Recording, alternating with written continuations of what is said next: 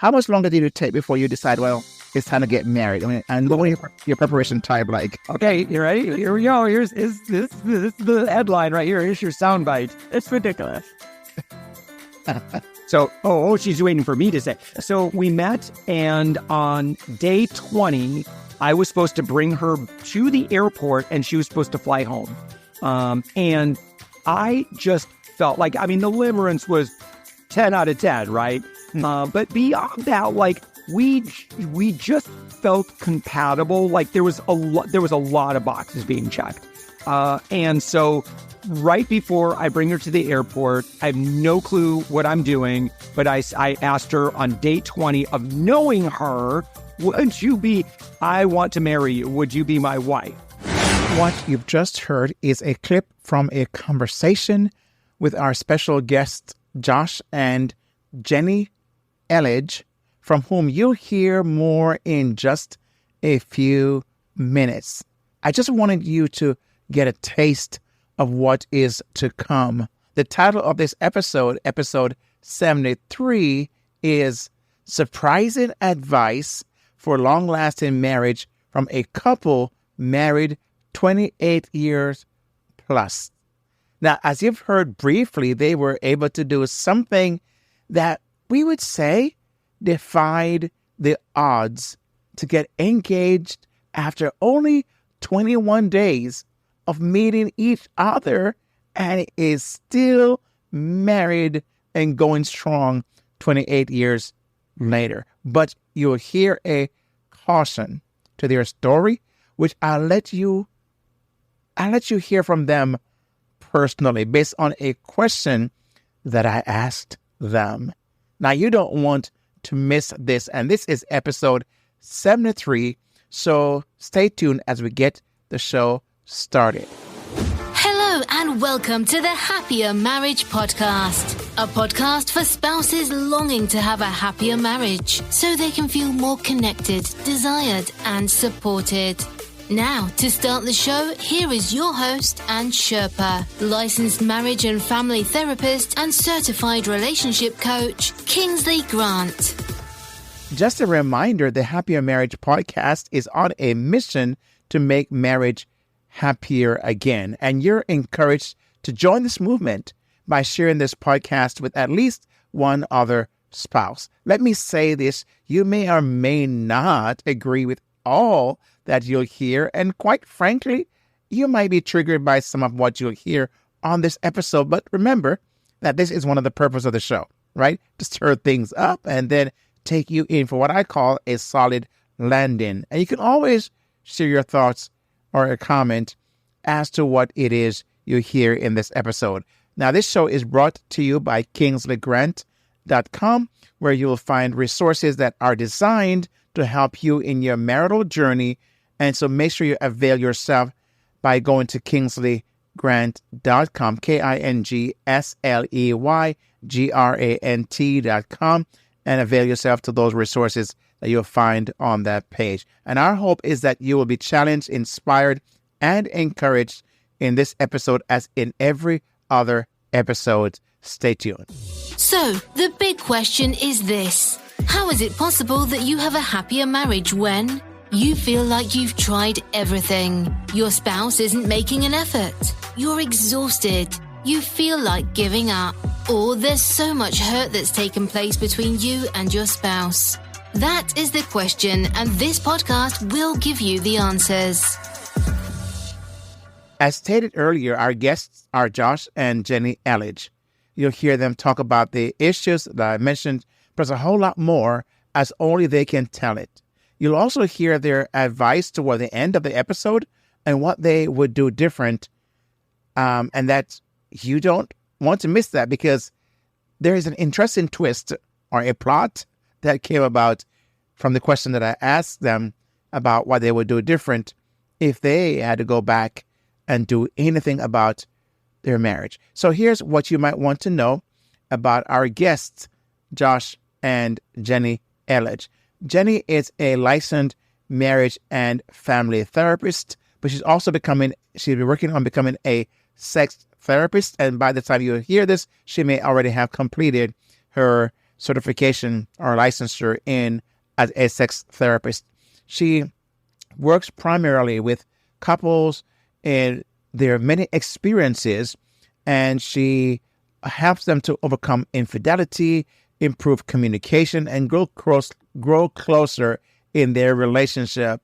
And she also works with couples who have mixed faith relationship, and she assists them to overcome the unique challenge that those relationship dynamics present, as you can just imagine.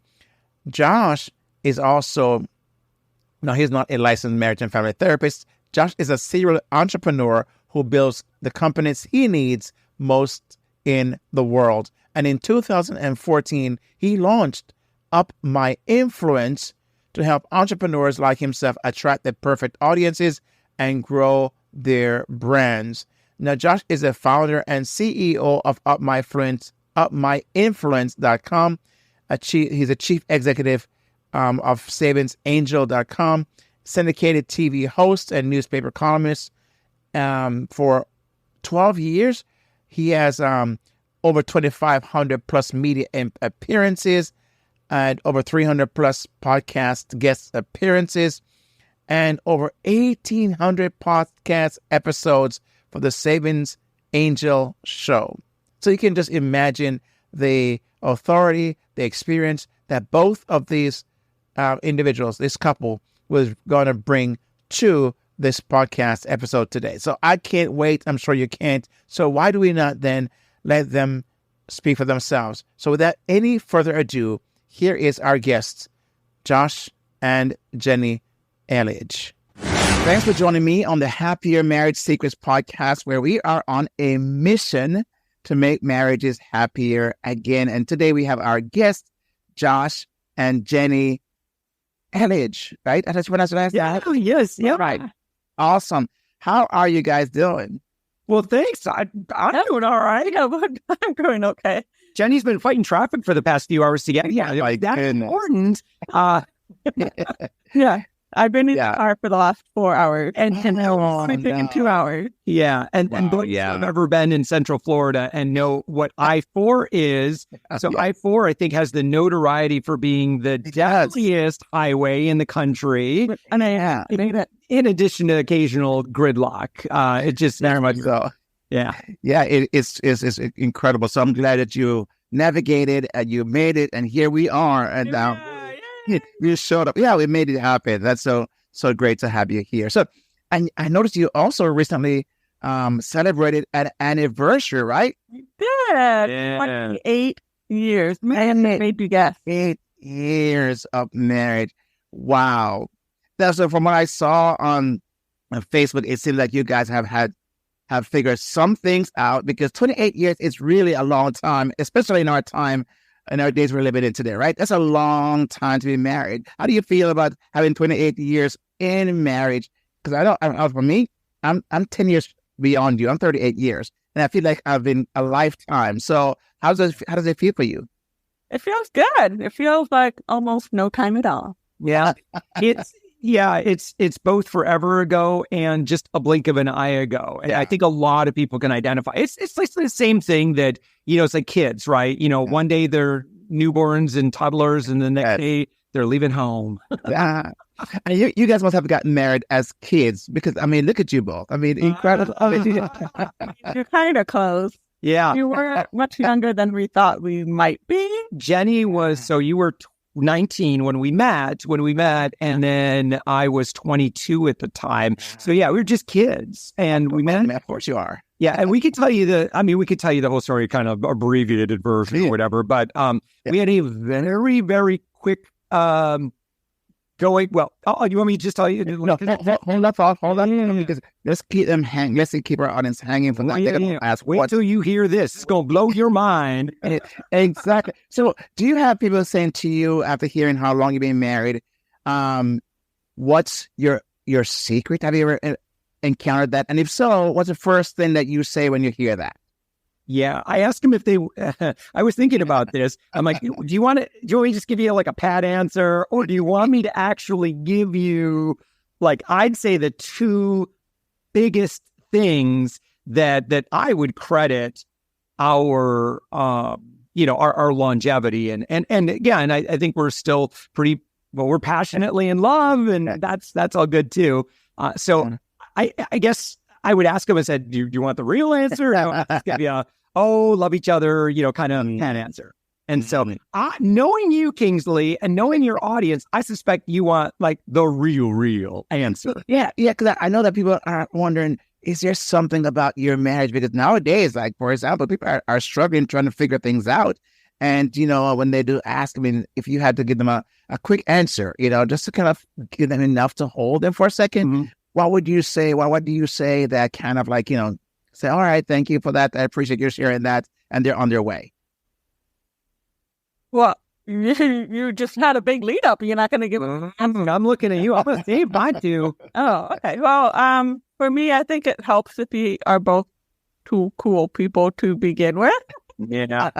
Meaning, you kind of are an interesting person to begin with, so that you can meet another interesting person and ask lots of curious questions about each other.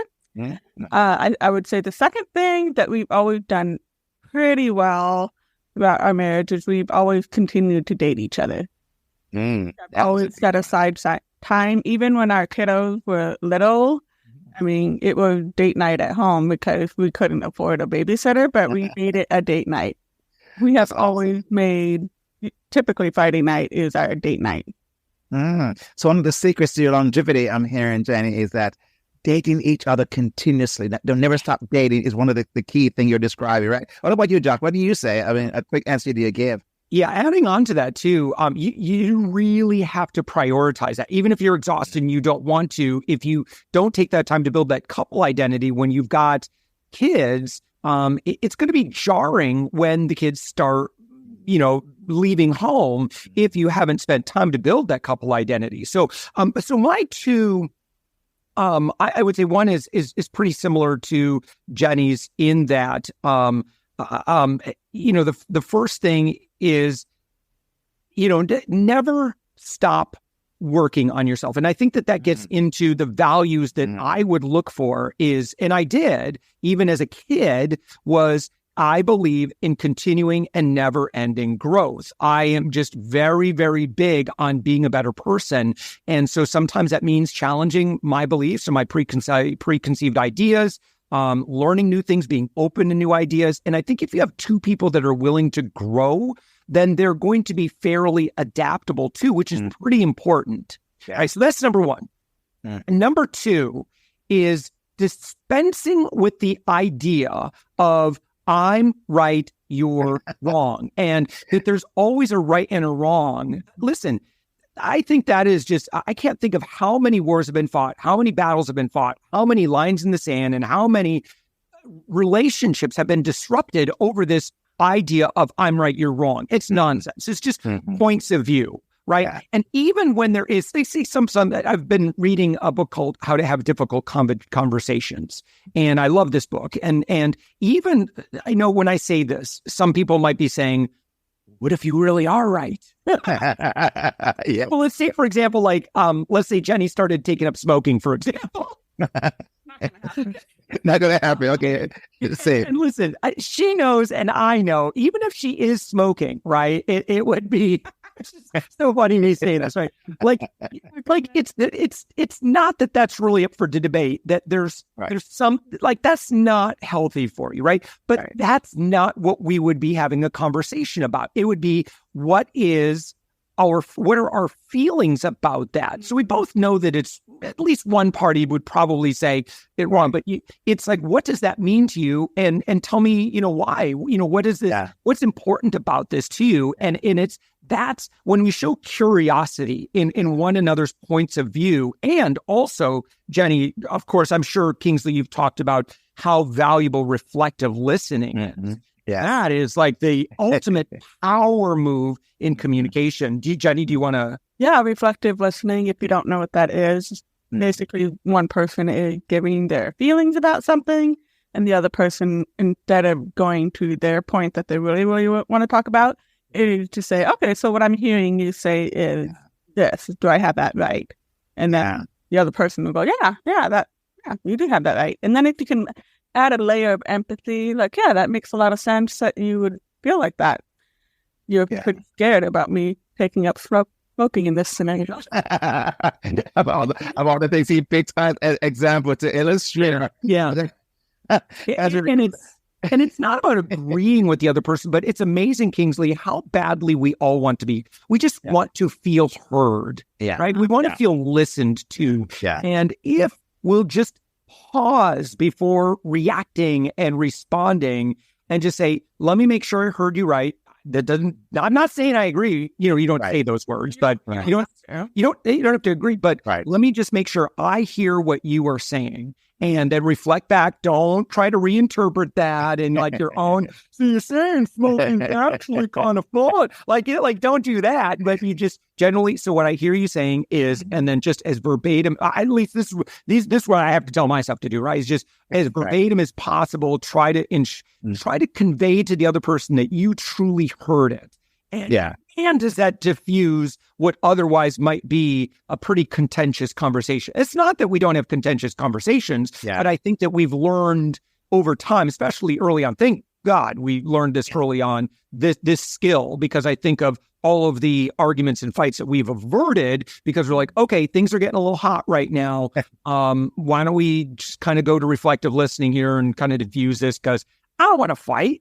Jenny doesn't want to fight. I don't think anybody wants to fight. Yeah. It just tends to be, I think. So what I'm hearing though, Josh and Jenny, this is a skill you've acquired over time. You've been 28 years at doing this. So it has at some point not always been this way, I would imagine. And in those seasons where it wasn't this way, when you had not acquired these skills, how did you then manage those moments where you had those challenging conversations, those conflict, those deeper things? How did you then navigate those times when you never had this skill? What was it like for you both at the time? I would say if we have had a conversation that led to a big argument, a conflict, and we're not like just hearing each other because we're running hot, sometimes they do kind of go sideways. And I mean, we're human, right? We're kind of imperfect. Like even knowing about the skill doesn't mean that you actually do it 100% of the time. So, I mean, I would say the next step is always to come back to the table. Like, if you're going to separate, if you're going to cool down, always come back and say, that didn't go well, huh? And just, but then it showed up in a really difficult way, huh? Did you learn that because of your professional life and the skills that you now have acquired, or early in the relationship, right, when things went another way, who will be the person? We did get lucky because we both studied family science and early. We went to school together at the same time, and that was our shared. Now I know a little bit now. It's to come together now. Both professional and personal. Yeah. We were kind of learning this at the same time. And thank goodness. We were pretty young. Oh my gosh. Yeah. I mean, as young as we were, we didn't have the skills. I don't know. I was taught some good skills for sure from my parents, but parents don't have the manual for how to teach you. I mean, they can model some things, but very, very grateful that one, if there was nothing else I learned from my undergrad degree in family science, which I did a whole lot of nothing with, and gained this one skill. It's like reflective listening in that one marriage and family relating class. That there was worth the price of admission alone. if anything. So I want to ask this question, Josh and Jenny. What was the story that you had about marriage as you grew up, and where did that story come from? Well, both of us come from parents who are still married to each other. So, that kind of background did help. Yeah. And I was not expecting to get married young, however. I was expecting that to happen in the future at some time. I thought it was going to happen. I didn't know how or when or where, but life presented opportunities that could not be denied. I had a positive outlook on it. I was looking forward to it. I don't think now looking back then I understood fully, because I was only 20, like how much intentionality would need to be in place in order to have a thriving relationship together. Mm-hmm. But you had parents who have been married and for a very long time. Was there anything that you got from that you possibly took into and in creating an expectation as to what your marriage, when you do get married, you would bring over there? Do you get anything from that, or people around you that somehow modeled or you interpreted and say, I want that to be my marriage?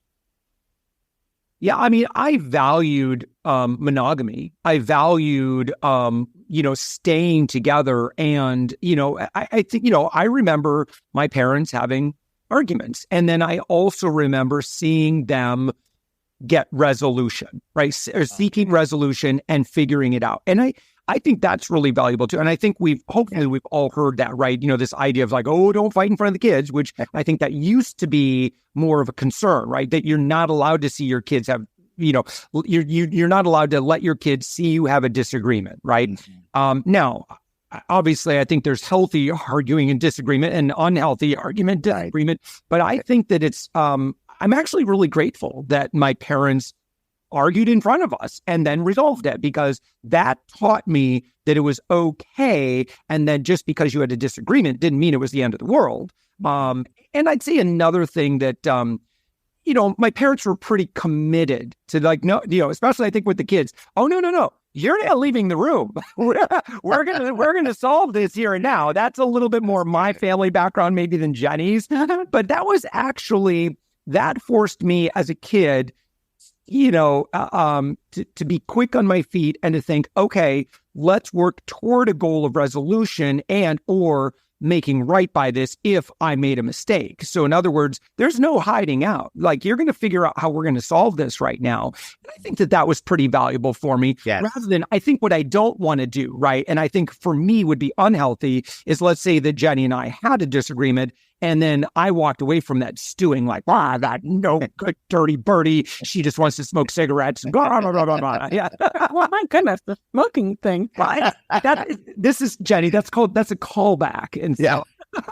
I'm going to do it at least one more time as we close. Of course, we have to keep it going. You got to keep it going. So here, what I want to ask. You mentioned, Jenny, that you were not necessarily looking to get married early, but some things happened. So at what point did you recognize then that you were you found this right person, in this case, of course, Josh, and that made you decided that, hey, you know what, maybe I'm going to change my thinking and possibly enter that stage of thinking marriage? How did that happen? Yeah. On here from Jenny. The circumstances were odd. Yeah. It was odd because I was on vacation in Hawaii visiting another friend, and he was stationed in the Navy at Pearl Harbor. Yeah, I was in the U.S. Navy at the time. I had just turned 22 and met Jenny at a luau, of all places. It was a military-sponsored luau. My friend was involved in the military. We went to the luau. I met him. It was a weird it was kind of fate, almost, because it was like one moment that we could have met in one place. Yeah, a little bit romantic too, I have to say. And there was something about each other that kind of drew us together, and we started hanging out, dating. I mean, our first phone call was, how long was it? Yeah, it's 5. Okay, so we met at the luau. I had the courage, and there were so many, again, Kingsley, so many reasons I was not supposed to be there. That she just happened to work out, right?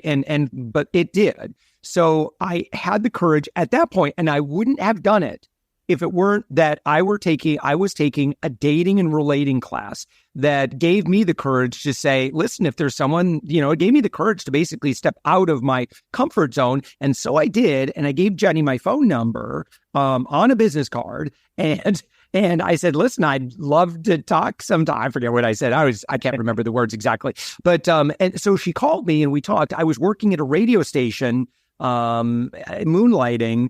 And we ended up talking on the phone for 5.5 hours. And then we decided to go on our first date a day or two later. And we kept on dating. Kept on every single day. Jenny extended her vacation. I took off. More weeks.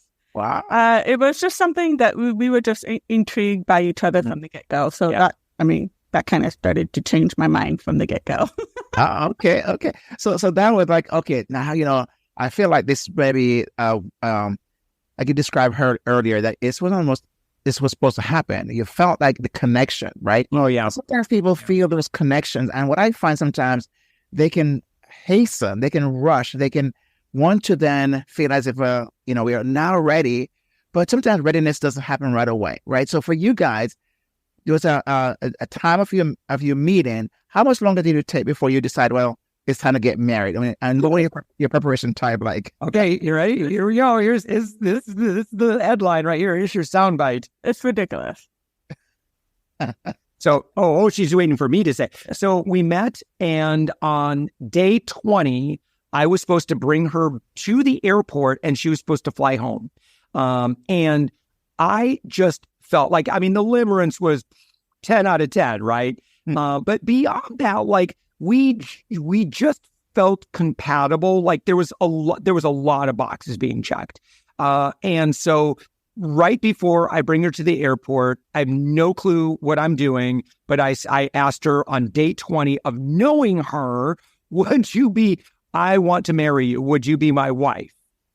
And here we are, kids knowing each other less than 3 weeks. And I make, such a gutsy ask like that. And she said yes. And we were engaged. And here's the second part to that story. Our engagement was completely long distance for a year. I had a year left in the Navy. And so I was stationed out in the Aleutian Islands on a little bitty island called Adak. Jenny was back home in Chicago. And so this was back when you had no internet, basically. There was long distance phone calls. And letter writing. That's it. That's all we had. Yeah. And it was hard. But there was something that kept us, that kept our focus. And yes, we're committed. We want to do this. And got through that year, got back, and lo and behold, a couple of months later, so it was, you got married. Yeah, here we are, husband and wife. Right. Yeah, so you guys were with that whole love at first sight kind of, statement to some degree, because that's early, 20 days, and get, proposing 20 days later. So it kind of fit within the frame of like that window, people would say love at first sight. But, of course, it's worked out for you both. However, there's exceptions, because many relationships don't survive, don't make it because of whatever reason, right? No judgment here. But it just happened to be where this is the exception which you guys are describing, because it's not always this way. Yeah. Right? Yeah. And I think if either, God bless our parents, right? if my kid said, I just met someone, we've known each other for 20 days, we're getting engaged, I'll be like, oh boy. But, again, I think it comes down to, I think for Jenny and I even though we were young, I would say I was incredibly naive. Yeah. But I think we had the bones, right, of good people, right, that we were. And again, I think that we were each committed to, like Jenny, I could tell she was going places. I tried to communicate to her I was going places. Like, I have big goals. I want to do great things. And I wanted her to come with me. I mean, it was weird, Kingsley, because each of us had plenty of relationships plenty of relationship experience prior to this. But in none of those instances did I even consider marriage. But for whatever reason, in this instance, it was the culmination of so many experiences. And I'm like, it was almost like this. I've had enough dating experiences. I'm kind of ready at this stage of my life. I'm kind of ready to grow up. And it was that feeling that really led me to say, I'm going to look for something new now. Yeah. I've had the fun dating. It's kind of getting tiring. Here I am, 22-year-olds today saying that, which is a little silly, but that's where I was at. Yeah, and so as you guys begin to grow up, you got married, and now you start this journey, this new life together, right? So I create a lot of changes. I mean, some things that you thought would happen or may, didn't think did happen, and so on. So you begin to go through this marriage journey. Children enter the scene, right? What difference did that make? And how did you guys then begin to adapt as parents, still continuing your, the journey of your career path and all the aspirations you had? Was there any changes that you had to make? And how did you adjust when that happened? Yeah. You want to talk about that? Because... Okay, that's a long question. So, how did we just kind of adapt to changes over time? Yeah. Especially when kids came on the scene. Yeah, I mean, like we mentioned earlier, we went to school together. So we have just always been very good about supporting each other. Like, those are your dreams, these are my dreams. How do we support each other? Yeah. I don't think we've ever been like, I don't think you should do that. That's just not part of our vocabulary. We're like, okay, I get this is important to you. So I went on to graduate school. He started working. And at some point, during the second year of my grad school, this is when we got pregnant with our first kiddo. So plan changed then, and then we adapted. Yeah. And then I think there was just a few years, Kingsley, and I think you'll appreciate this, into me working, kind of just jobs, corporate America. I was an internet developer. Right. And I was unhappy. Like, it just like, this feels out of unison with who I am. And so I left a perfectly good job and I started a string of businesses. And the first 6 businesses, that some of those were predated Jenny, but, there were a few businesses that I was running, and those were pretty tough. They were not income producing, it was really rough. And so we got through that together. I think we're both pretty passionate people in terms of we're both pretty driven. And so through that, again, we just kind of had support. And I'm grateful to Jenny, for her support when I was trying to figure it out. And I think most people go into business like, you're going to fail a little bit. Like, that's a rite of passage. And if you don't, I just don't know that you really gain the wisdom that you need to kind of stay with it and, create long-term success. But 3 kiddos later, and finally, my whole life, my 7th business venture ended up turning into a very successful company. And so it's it's like that. It's you gain wisdom in hard, lean years. Yeah, but you gain. But I wouldn't trade it in retrospect. You have to lean onto each other. You have to be committed to each other. Yeah. Hard time is it? I think you were kind of smiling when, as Josh started sharing, you were smiling, Jenny. And I was wondering what was going through your mind at the time, because I think people watching and listening and wondering what was the smile all about. So I'm curious, what was that smile for? When you started sharing, just kind of remembering. Yeah, I'm like, So even though we were supportive of each other, that did not mean that everything was going swimmingly and that everything was rosy. Although it was hard. Yeah, it sucked. I was working, 12-hour days, just trying to build this thing and do this thing. And, and it was working sometimes, and then it wasn't working. And that's a lot of stuff to go through emotionally, particularly, if I'm supposed to be the breadwinner, right? And that's really humbling when you work your tail off, and it just isn't enough. Like, that is so demoralizing. And so, from my Midwest background, I just believed, well, if you just keep working, or you just keep working harder, you can get yourself out of it, and you'll be compensated fairly. And that, again, I think based on, the hard, or, my efforts, that made me ultimately a much better person. Like, I have a strong work ethic, and still, I would say, was present always for my family, for my kids. And that was really important to me. Like, why was it that I wanted to start my own business? Well, I didn't want anybody else controlling my life, telling me when I had to work or when I couldn't see my family. In fact, it was the straw that broke the camel's back on that was, I haven't told this story in a long time, but I remember having to rush off to work because I didn't want to be late. Like, I couldn't be late for work because I didn't want to get in trouble. And I remember seeing my daughter in the hallway closet, and I was like thinking, she probably shouldn't be in there, but Jenny will catch it. And so, because there's medicines in there and stuff like that. And so I I race off to work, and I had a cell phone at the time, and I get this frantic phone call. Josh, our daughter just downed a half a bottle of cough syrup. We're headed to the ER. Click. And at that point, like, there was no way to call Jenny. Jenny didn't have a cell phone at the time. Like, we had one cell phone for both of us. And so I'm going from ER to ER to try to find my wife and daughter. And it was in that moment that I realized I'm not going to do that anymore. Like, I'm not going to put someone else's, needs or pressure or guilt on me, that I would make a bad decision like that again. If I'm gonna have bad decisions happen in my own life, it's going to because of me. Yeah. I'm going to make that decision. What I do find the relationship, because of that, because of his entrepreneurial spirit, and he wanted to support that. We had to have a lot of hard, difficult conversation. Yeah. We had to, by necessity, learn how to communicate pretty well early on. Yeah.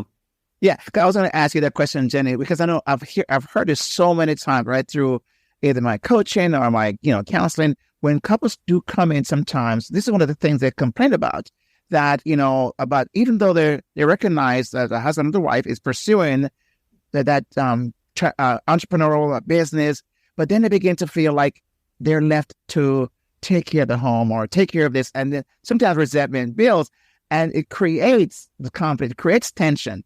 And I wonder if that ever happened, and it did. You mentioned, how did you, Jenny, how did you then kind of approach that? Because Josh is busy doing all these different things. I wonder, how did you manage it? What did you do to us that was helpful to you or to the relationship to make sure that it didn't get, places it could go? Yeah, that was a tension spot for sure for a long, long time. Mm-hmm. And it would be okay for a little bit, and then it would flare up and be okay, and then flare up and be like, so, at some point, once my kids were old enough, I went back to work. And that really helped to stabilize our income, and the kids were old enough. And so, yeah, it's hard. It's really, really hard to raise a family. I mean, now looking back then, if I knew now what I knew, which everyone can say, hindsight 20, I would change things for sure. Yeah, well, yeah, me too. I wouldn't have started those first 6 businesses. Well, no, I can't say that because, again, those made me who I am today. So those, it's like... No, I would say you could have done that, but I would have gone to work earlier. Oh, man, that would have made... I would have wanted to feel more empowered that I can do things to change the dynamics so it doesn't feel like there's power struggle between us. That's what I would do then, because I know that now. And I could go back. I think you're an Enneagram, like Enneagram. Yes. Right? Yeah. So Jenny's a 6, I'm a 7. So that also explains a lot, right? Jenny's appreciates, and I love security, but I love freedom even a little bit more, right? So, yeah. So I agree. But, hey, and this thing, right? Should you blame your past self, or should we have grace for ourselves that we did the best we could with what we knew and who we were. And so I have absolutely no, shame or guilt or blame on past Josh. Josh was still figuring it out. And so I love, this concept of blaming elegantly. If we think about, well, if we were harmed or, hurt in our, family of origin or something like that is, well, yeah, but I'm a pretty good person today. And some of that was based on some of the experiences that I had. And so, grace is always a great thing to have for the past. Yeah. And I think this, you're right. I think the idea of being kind and patient, but also I think you also alluded to, Jenny, is to the fact that for you feeling that and recognizing, I'm hearing that it's a sense of almost like helplessness, right? Because you felt like, Josh is pursuing his thing. You were kind of in a position, like you said, and which I think mostly is having security and stability is a high priority, especially for wives. And it feels threatened at those times. And so it seems like if a person who's listening right now, and they're probably going through this right here, and they're questioning and looking like, I don't feel stable. I don't feel safe. I don't feel secure. What I'm hearing you're saying to that person is what? I would say I hear you and I see you and I get that, first of all. Secondly, I would say this is where you get to figure out, is this something that your partner needs to give to you, or is this something that you get to do for yourself? And that's going to be a different answer for everyone. So depending on where you are in life and what you want to do, what does security mean to you? What does safety look like for you? And who's going to do that? That's going to be different in every dynamic. Yeah, yeah. You know, I think I want to add this because I think one of the goals of this podcast is to challenge spouses to take responsibility for their own happiness, right? In marriage. And so, right. What's your thoughts about that? Yeah, I mean, that's kind of what I'm kind of alluding to. Like, I think back when I was younger, I was kind of saying, well, my partner, get to be the one that gives me a lot of that security, which, you know, kind of puts me in a disempowered position. And I think I would have done myself a lot more favors if I had thought more in the lines of, and had more mentors in my life to say, hey, what do you think, Jenny, that you can do to help improve the situation to get what you are needing as well? That would have gone a long way to help with my overall mental health and relationship health too. Yeah. Or, you know, and the flip side, for me, it was like, well, if Jenny's not happy, therefore things are not good. And I need to feel very depressed. If she's not feeling stable, secure, she's feeling anxiety, therefore I need to feel awful. No, I mean, again, I never want to see anyone feel badly. And certainly if I feel like I'm solely the blame for that creates a lot of tension there when we accept that responsibility. You know, but I've learned too, I think that there are things that we can provide for one another. And then there are things that are just outside of my pay grade. So there's going to be some things where, you know, if I'm asking for something from Jenny, Jenny has to resist the urge because Jenny's a licensed she's a licensed therapist. It's not Jenny's job to therapize me. In fact, that would not, other therapists, please avoid doing that. Because, similarly, even if I have some ideas for Jenny, there's a limit, I think, to what a spouse is probably going to be really appropriate for. And then there's like, you know, that sounds like something that I think you're going to, I would love to hear if you work through that, like say with your own coach or therapist. I bet that they would be able to help you uncover stuff that is just, I just don't have that ability. I really don't. I wish I had it. I could give you simple answers, but that's just my interpretation. I'm not a professional at this. So I know, you know, it's funny. It's like the older I get, the more I realize that I know what I don't know. I'm more conscious of what I don't know. And what I think is also a dangerous spot for me to start pretending like I know. Right. Because that gets pretty dangerous too. So now I try to stay in my swim lane. A safe place to be. You know what I find, you know, Josh, going back to the question that I asked Jenny about, you know, her own take on all of this, because I found for me in the early stages as well, I get at times frustrated with my wife because I felt like I'm doing this for the family. I'm out there, I'm hustling, I'm doing all the different things. I'm going after this thing and things are not working out and I'm trying this and I'm long hours here. I'm thinking, why don't she understand this? Why don't she get this? You know, and I have said it sometimes, but I feel frustrated because I'm thinking like, can't you see that I'm doing this for us? And at some point, us will be benefiting from this. Yep. But at the same time, it also left her in the lurches because now she had to pick up on certain things that I could have assisted her with. And, you know, my work took me away from the home for quite a while. And there was times that it was, for me, very frustrating that she seemingly didn't understand that, didn't get it, right? And in my pride and my ego and arrogance, like, you know, I wasn't even sensitive to that for some time. And I was just really hard-headed. And I find some couples do experience that quite a bit. Yeah. Yeah. I mean, throughout this conversation, Kingsley, I'll be transparent with you. I'm feeling a lot of tension in my body, just kind of rehashing this dynamic because, you know, and that really I do. I have a lot of empathy for anyone else that might be in a similar situation. You know, even today, like it's still like I remember some of that stuff and it feels awful. It feels really, really awful to be in that dynamic and to, feel like you're doing everything within your power, and it just sometimes comes up short. And, it's tough. It's really tough. And, man, I hope you've got a good coach and a good therapist, because we really didn't. We didn't at the time. I mean, we had some ecclesiastical leaders and stuff, but that was it. And that was not always very helpful. Yeah. Again, ecclesiastical leaders, please stay in your lane. Exactly. And so, and those friends sometimes will think they know and want to give you sometimes, just make things worse, right? So as you kind of look back over the 28 years of marriage, and you kind of alluded to that, but I want to put this in a more contextual thing here.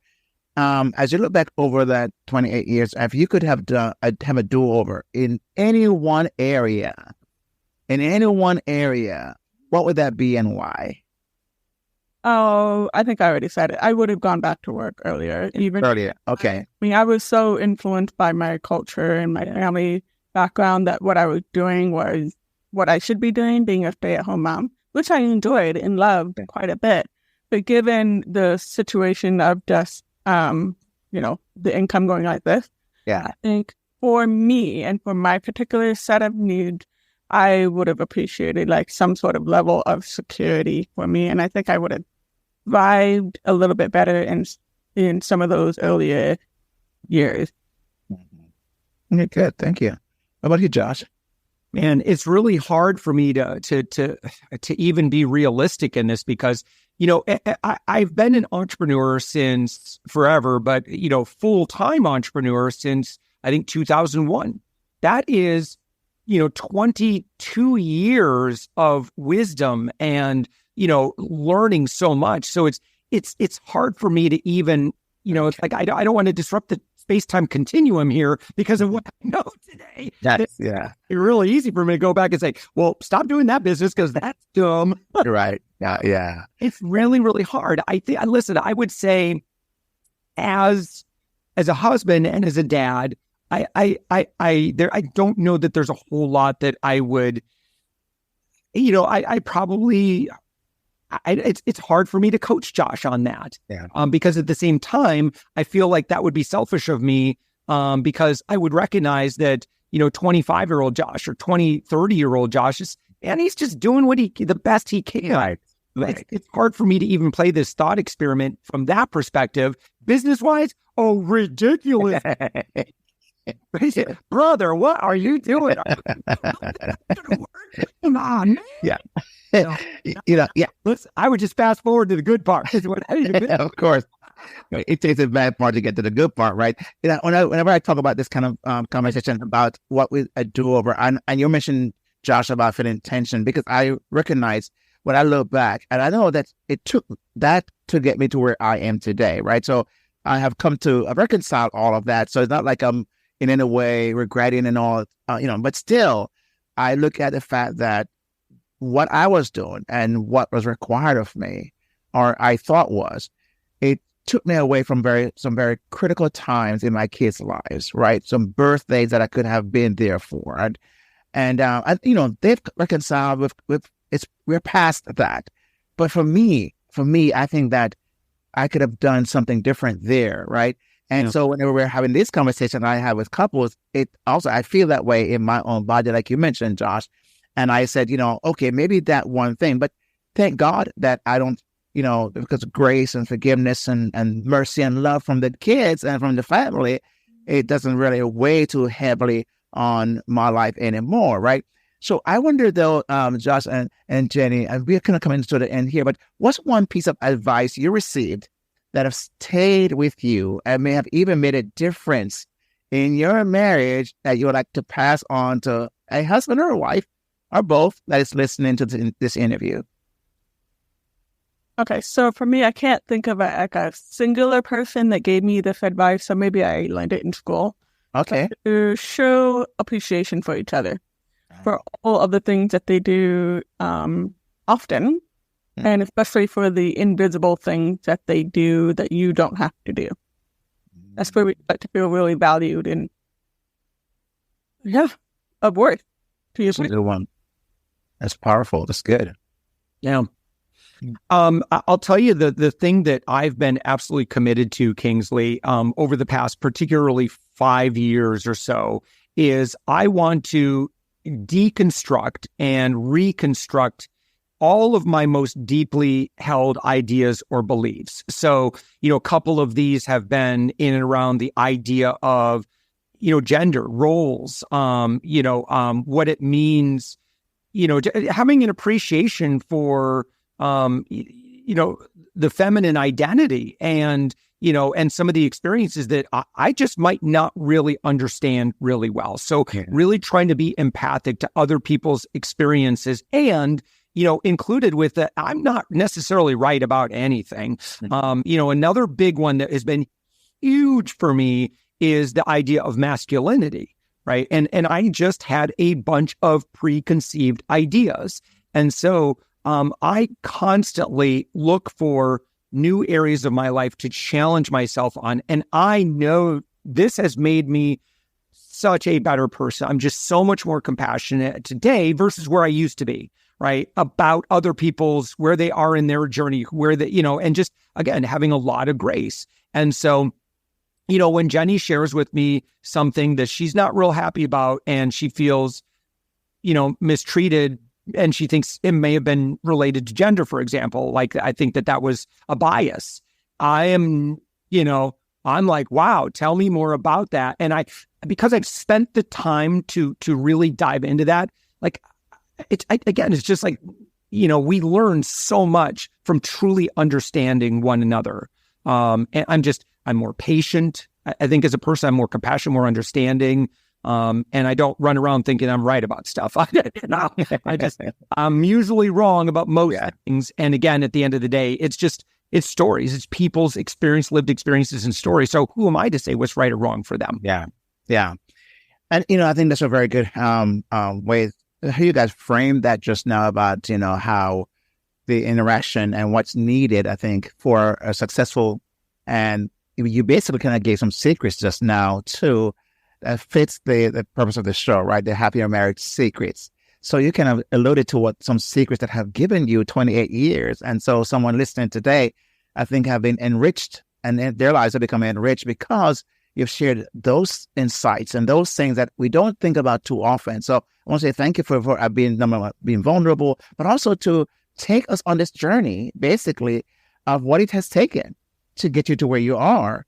And also to people who are listening, that person who's listening right now, to recognize that they too, right, if they are able to implement and practice these things together, could have and can have what I call a happier marriage, which is all where we're about, making marriages happier again. And I think they've kind of given us some kind of, not just some kind, you've given us some formulaic approaches and some thoughts and words and insights that I believe will help those who are listening today. So people who are listening today and possibly love to hear what you guys have said and would like to know more about what it is, where can they see more about what you guys do or even follow? Because it's very insightful things you guys shared, and you're very rich, where would you want them to find out more information about that? So if you look, like we mentioned, I am a licensed therapist and about to be a sex therapist. As of tomorrow, I will have completed that 3-year-long process. So I do that professionally as well. So you can find my work at JennyElledge.com, ELLEDGE.com. You'll find some sort of website there, huh? Yeah. Because I will. Well, I think it's still up there. But yeah. So Jenny, I think based on the conversation or topic of today is much more appropriate. I listen, I'm an entrepreneur. We've launched over 200 podcasts. I've been in the media over 2,500 times, as both kind of a consumer expert. But I do a lot of work with entrepreneurs, particularly, Kingsley, folks that have those ups and downs with sales. And so we really focus on kind of a go-giver approach to keep everyone's schedule filled with all the conversations that we want. And again, podcasts are the ultimate, what I like to call whisper network. You hear podcasts, but what you're not hearing is what happens when the recording stops. And while everybody else is, consuming that content, listen, those hosts and those guests are getting to know each other, and you would not believe the amount of business that gets done in the green room. That's kind of what we do. Anyway, listen, just search me on Facebook. I feel like that's kind of my most accessible type stuff. If you're like, he lost me there when he started talking about business, podcast, sales. But if you search me on Facebook, you can friend me or follow me. Like, I share me playing the bass guitar, me planting. I saw that. My herb garden. Awesome. Look, I do a lot of stuff with my doggy, Levi. I don't post a lot of business stuff on Facebook, but I post a lot. Post a lot of memes. And the stuff that I've been talking about, like deconstruction, reconstruction, just about, kind of, I don't want to say free thinking, but, just challenging ideas. Like I feel like I'm at that stage of my life now where I really love philosophy. I love thinking deep thoughts and just searching for new areas to grow. So yeah, come connect with me. You got full permission. Come follow me or friend me on Facebook. Awesome. And of course, your website is upmyinfluence.com is where your website is as well, Josh, right? Oh, well, thank you for the media training. Yes, I forgot I was supposed to. Listen, folks are pretty smart. If you Google my name, just Google my name, you'll see everything about me. Savings Angel, Up My Influence and stuff. I've been out there doing good things for quite a while, so I'm not hard to find. Well, there is another Josh Elledge. He was a contestant on The Bachelorette. That's not me. That's not you. No, thankfully, confused. Yeah, thankfully, I don't think he made it past the first episode, so he didn't completely demolish my Google rankings. But thanks, Josh Elledge. And he smokes and you do not. No, it's kidding. No, there's a callback. Well, Josh, Jenny, thank you so very much for taking the time to be with us and sharing your journey. And I feel like you've allowed us into your house, so to speak, to your life, and to see behind this behind this screen, so to speak, what has happened. And we appreciate that, and that means a lot to myself and those who will be, of course, listening in to this interview. So thank you for taking the time, and this was great. And so I look forward to continuing our conversation. But I'll share this, and those who are listening, remember, it's Up My Influence, and it's Jenny Elledge, ELLEDGE.com, and you will be able to follow them. And Josh mentioned on Facebook, make sure you follow him as well. So guys, thank you so very, very much. Appreciate it. Thanks, Kingsley. Thank you. Yeah. We've come to the end of another exciting show, and if you enjoyed this podcast, 1, make sure you give this show a rating and review. 2, subscribe to the show to get all new releases. And 3, get your complimentary copy of the 5 Secrets to a Happier Marriage ebook at kingsleygrant.com/HMS ebook. Again, it's kingsleygrant.com/HMS ebook. See the link in the show notes. Do it today. Don't delay. Thanks so much for listening, and make sure you tell one other spouse about this show, or better yet, share it with them. Until next time, may the Lord bless you and keep you, and make his face shine on you and be gracious to you. May he turn his face toward you and give you his peace, both now and forever.